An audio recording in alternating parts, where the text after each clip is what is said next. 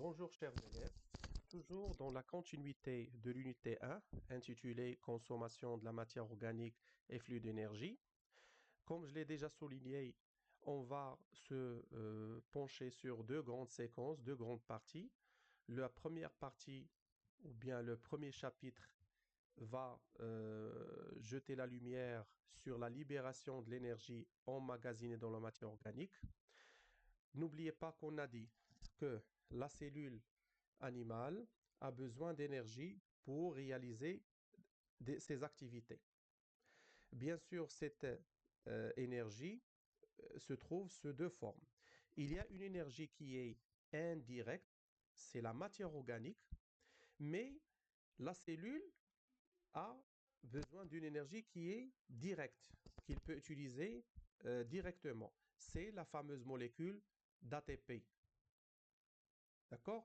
Donc cette molécule d'ATP que vous avez déjà vue, donc l'adénosine triphosphate, permettrait à la cellule de fonctionner et de réaliser, bien sûr, ces différentes activités, que ce soit les échanges gazeux, et vous avez déjà étudié le transport actif, comme ça peut être le renouvellement, la multiplication, bien la division cellulaire.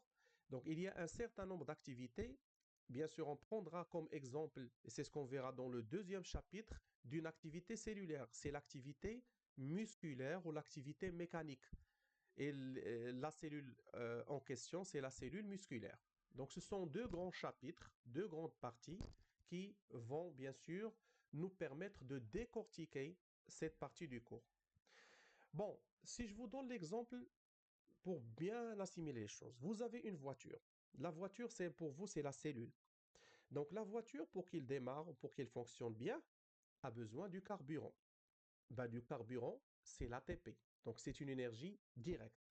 Mais moi, en tant que conducteur, qui est propriétaire de cette voiture, je dois aller à la station, bien sûr, pour donner de l'argent à l'agent qui va transformer ou convertir, bien selon le montant, il va transformer cet argent en carburant, gasoil, comme ça peut être de l'essence.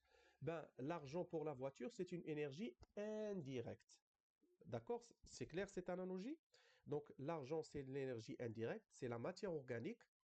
Et la cellule, eh bien, c'est-à-dire la voiture, devrait extraire cette énergie. On peut parler de transformer ou bien convertir cette énergie au niveau de la matière organique en énergie utilisée directement, qui est la molécule d'ATP.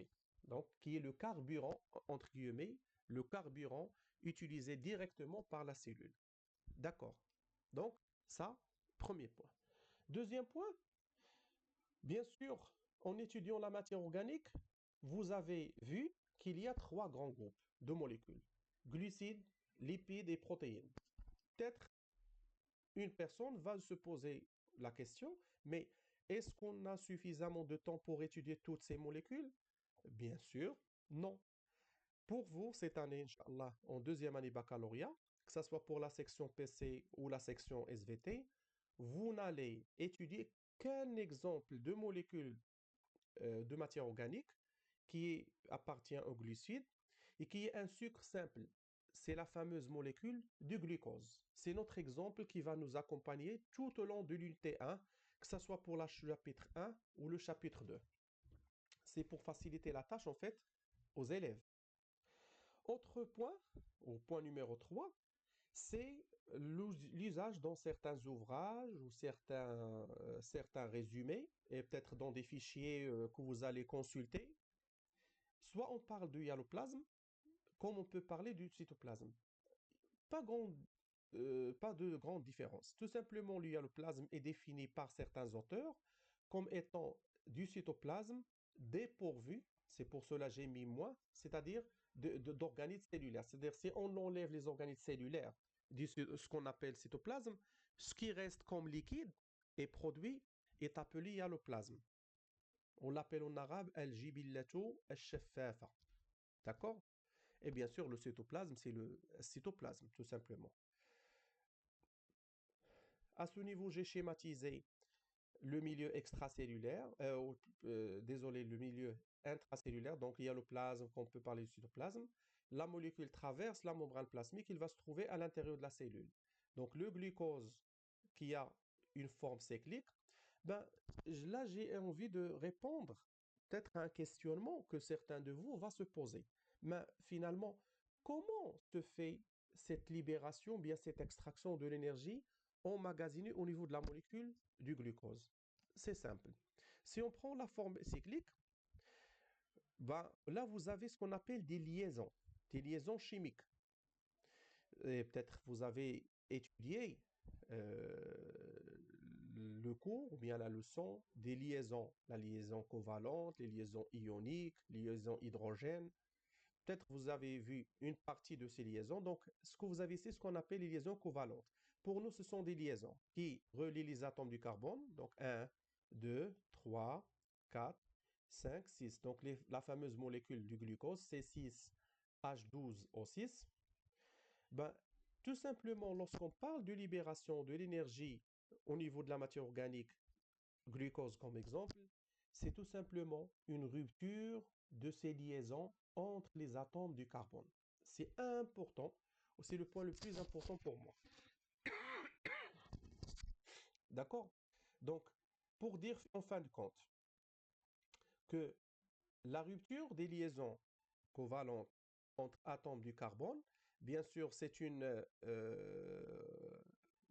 réaction, ou bien c'est un processus qui fait intervenir des enzymes. La cellule ne peut pas faire ça toute seule. Il y a des enzymes au niveau du cytoplasme qui vont assurer cette rupture. Ben, cette rupture va aboutir à la libération d'énergie à partir d'une molécule de glucose suite à une série ou bien une chaîne de réactions. C'est un petit peu le résumé de ce qu'on verra dans le premier chapitre. D'accord? Par la suite, on verra en détail ce qui, bien sûr, viendra. Donc, comme première étape, donc, la molécule du glucose va subir une réaction ou bien une suite de réactions métaboliques, une succession qui permettrait la libération de cette énergie chimique. Un certain nombre de questions que chacun devrait se poser. Une, quel est l'intérêt de la glycolyse? Pourquoi la cellule a-t-elle recours à la glycolyse? Quelles sont ses étapes clés?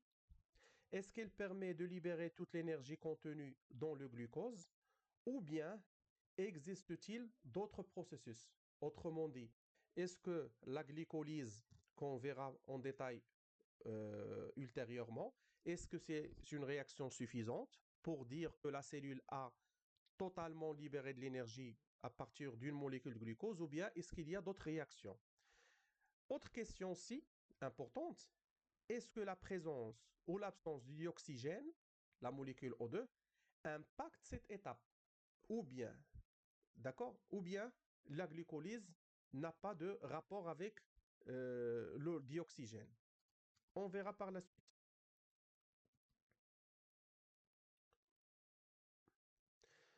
Cela veut dire que l'activité 1 dans notre vidéo va se focaliser sur le devenir du glucose, comment il est transformé, donc à l'intérieur de la cellule.